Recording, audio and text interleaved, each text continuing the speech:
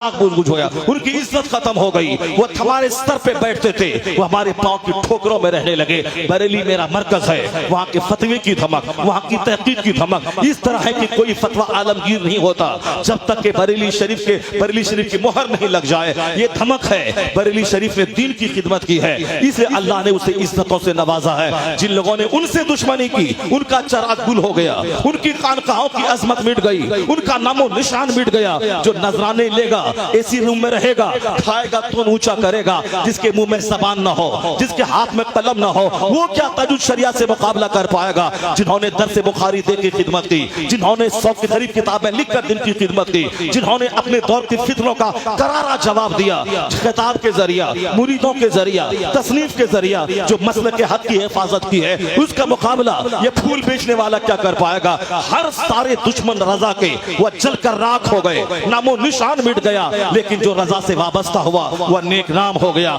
चलने उनसे जितने लोग चले सबका चराग बुझ गया, सबका चराग गुल हो गया, सबकी मिट्टी पलीद हो गई, सबकी इज्जत मिट्टी में मिल गई, सब उनसे चलने वालों के गुल हो गए चराग। अहमद रजा की शम्मा फरोजा है आज भी, उसी का दबदबा हर तरफ है। इल्म की वजह से कमजोर ताकतवर हो जाता है, इल्म की वजह से दिलों पे हुकूमत की जाती है, इल्म की वजह से आज आदमी नेकनाम हो जाता है। आला हजरत को उनके इल्म ने आज 100 साल हो गए उनके विसाल के, उसके बावजूद उनके इल्म ने उनको जिंदा रखा है, उनके तकवा ने उनको जिंदा रखा है। हिंदुस्तान में अलग अलग फैमिलीज के लोग रहते हैं, कोई पॉलिटिक्स के लिए मशहूर है, कोई बिजनेस के लिए मशहूर है, मगर रजा की फैमिली इश्क रिसालत के लिए मशहूर है।